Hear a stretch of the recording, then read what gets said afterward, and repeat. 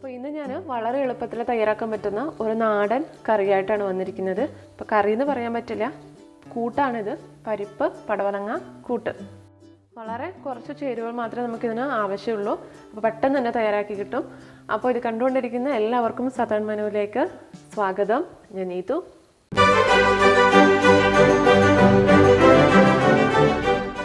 അപ്പോൾ ഇത് ആദ്യമായിട്ട് കാണുന്നവരോട് ചാനൽ സബ്സ്ക്രൈബ് ചെയ്യാൻ മറക്കരുത് കേട്ടോ. കൂടെയുള്ള ബെല്ലൈക്കൺ മറക്കാതെ ക്ലിക്ക് ചെയ്യുക. എന്നാൽ മാത്രമേ ഞാൻ അടുത്ത പ്രാവശ്യം അപ്ലോഡ് ചെയ്യുന്ന വീഡിയോസിൻ്റെ നോട്ടിഫിക്കേഷനൊക്കെ നിങ്ങൾക്ക് കിട്ടുള്ളൂ. അപ്പോൾ ഞാനിവിടെ പടവലങ്ങ കൂട്ടുണ്ടാക്കാൻ വേണ്ടിയിട്ട് ഞാനൊരു പടവലങ്ങ ഞാൻ എടുത്തിട്ടുണ്ട്.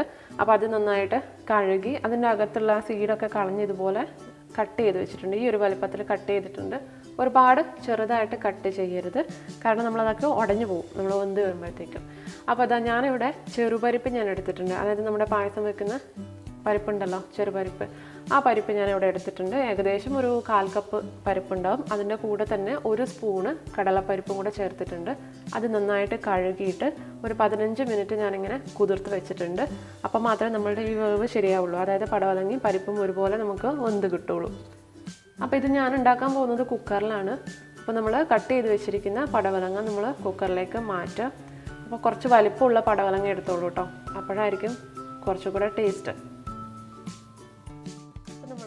പടവലങ്ങ കുക്കറിലേക്ക് ഇട്ട് കൊടുത്തു. അപ്പോൾ ഇതിൻ്റെ കൂടെ നമ്മൾ അവിടെ കുതിർത്ത് വെച്ചിരിക്കുന്ന പരിപ്പ്, അതായത് ചെറുപരിപ്പ് ചേർത്ത് കൊടുക്കാം. ചെറുപരിപ്പും ഉണ്ട്, കടലപ്പരിപ്പും ഉണ്ട്. അപ്പോൾ അത് ഇതിൻ്റെ കൂടെ ചേർത്ത് കൊടുക്കാം. ഇനി ഇതിലേക്ക് ഒരു 1/4 ടീസ്പൂൺ മഞ്ഞൾപ്പൊടി, അതേപോലെ തന്നെ ഒരു നുള്ള് കായം, ഇത് രണ്ടും കൂടെ ആഡ് ചെയ്ത് കൊടുക്കാം. കായം കുറച്ച് ചേർത്താൽ മതിയാവും. ഇനി ഇതിലേക്ക് വെള്ളം ചേർത്ത് കൊടുക്കണം. അപ്പോൾ വെള്ളം ഒരുപാട് വെള്ളം വേണ്ട, കാരണം ഇത് ഗ്രേവി അല്ല, ഒരു സെമി ഗ്രേവി പരുവത്തിലുള്ളതാണ്.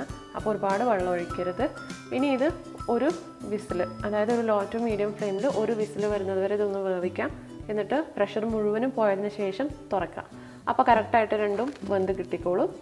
ആ ഒരു സമയത്ത് നമുക്കിതിനുള്ള മസാല തയ്യാറാക്കാം. മസാല എന്ന് പറഞ്ഞാൽ വലുതായിട്ടൊന്നുമില്ല, നമുക്ക് ഉണക്കമുളകൊക്കെ ഒന്ന് ചൂടാക്കിയെടുക്കണം. അപ്പോൾ അതിന് വേണ്ടിയിട്ട് 1 ടീസ്പൂൺ എണ്ണ ചൂടാക്കുക. അതിലേക്ക് 1 ടീസ്പൂൺ ഉഴുന്ന് പരിപ്പ് ചേർത്ത് കൊടുക്കാം.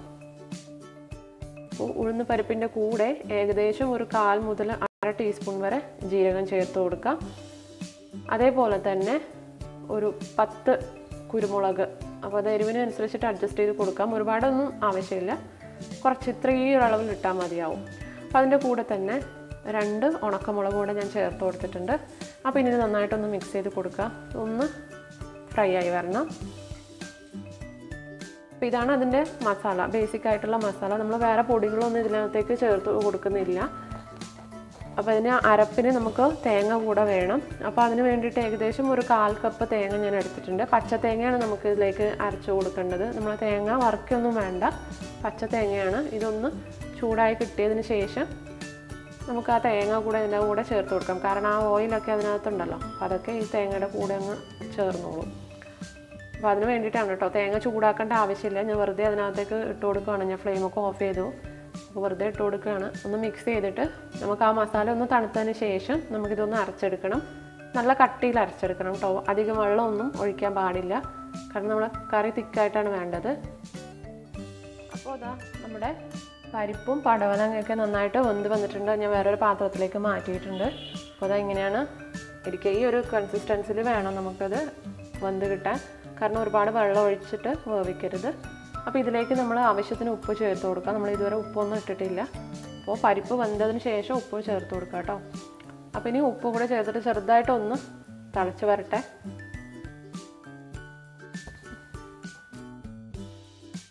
അപ്പോൾ ഈ ഒരു സമയത്ത് നമുക്ക് അരപ്പൊന്ന് അരച്ചെടുക്കാം. അപ്പോൾ അരപ്പ് അരച്ചെടുക്കുന്ന സമയത്ത് പ്രത്യേകം ശ്രദ്ധിക്കണം, ഒരുപാട് വെള്ളം ഒഴിച്ചിട്ട് അരപ്പ് തയ്യാറാക്കരുത്. കാരണം നമ്മുടെ കറി, അതായത് ഈ കൂട്ട് ഒരുപാട് ലൂസായി പോവും. അങ്ങനെയാണ്, ആ ഒരു കൺസിസ്റ്റൻസിയിലാണ് നമുക്ക് അരപ്പ് വേണ്ടത്. അപ്പോൾ നമ്മളത് ഇതൊന്ന് തിളച്ച് വരുന്ന സമയത്ത് നമുക്ക് ഈ അരപ്പൊന്ന് ചേർത്ത് കൊടുക്കാം. അപ്പോൾ പച്ച തേങ്ങയാണ് ഞാൻ എൻ്റെ കൂടെ അരച്ചിട്ടുള്ളത്. ഇനി ഇത് നന്നായിട്ടൊന്ന് മിക്സ് ചെയ്തിട്ട് ചെറിയ തീയിലൊന്ന് തിളപ്പിക്കാം. ആ തേങ്ങയുടെ പച്ചമണമൊക്കെ ഒന്ന് മാറണം, അതിന് വേണ്ടിയിട്ടാണ്. ചെറിയ തീയിൽ വേണം വേവിച്ച് കൊടുക്കാൻ വേണ്ടിയിട്ട്. കൂട്ട് ഒരുപാട് തിക്കാവാനും പാടില്ല, ഒരുപാട് ലൂസാവാനും പാടില്ല. അപ്പോൾ ഇതാ നോക്കിക്കേ, നമ്മുടെ കൂട്ട് നന്നായിട്ട് തിളച്ച് വന്നിട്ടുണ്ട്. അപ്പോൾ തേങ്ങയുടെ പച്ചമണമൊക്കെ മാറിയിട്ടുണ്ട്. ഈ ഒരു സമയത്ത് നിങ്ങൾക്ക് ഉപ്പൊക്കെ ഒന്ന് ചെക്ക് ചെയ്ത് നോക്കാം, അഡ്ജസ്റ്റ് ചെയ്ത് കൊടുക്കാം.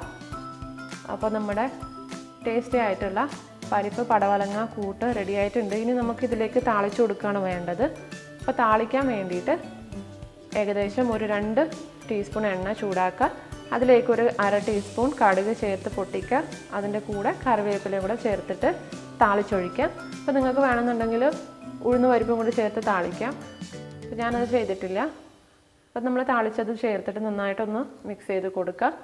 അപ്പോൾ നമ്മുടെ പരിപ്പ് പടവലങ്ങ കൂട്ട് റെഡി ആയിട്ടുണ്ട്. അപ്പോൾ ഇത് നമുക്ക് ചോറിൻ്റെ കൂടെയൊക്കെ കഴിക്കാൻ നല്ലൊരു ടേസ്റ്റാണ് കേട്ടോ. അപ്പോൾ ഇതെല്ലാവരും തയ്യാറാക്കി നോക്കണം. അപ്പോൾ എപ്പോഴും പറയുന്നത് പോലെ വീഡിയോ ഇഷ്ടപ്പെട്ടിട്ടുണ്ടെങ്കിൽ ലൈക്ക് ചെയ്യാനും ഷെയർ ചെയ്യാനും കമൻറ്റ് ചെയ്യാനും ഒന്നും മറക്കരുത്. അതേപോലെ തന്നെ ചാനൽ സബ്സ്ക്രൈബ് ചെയ്യുക. അപ്പോൾ നമുക്ക് അടുത്ത വീഡിയോ ആയിട്ട് വീണ്ടും കാണാം. താങ്ക്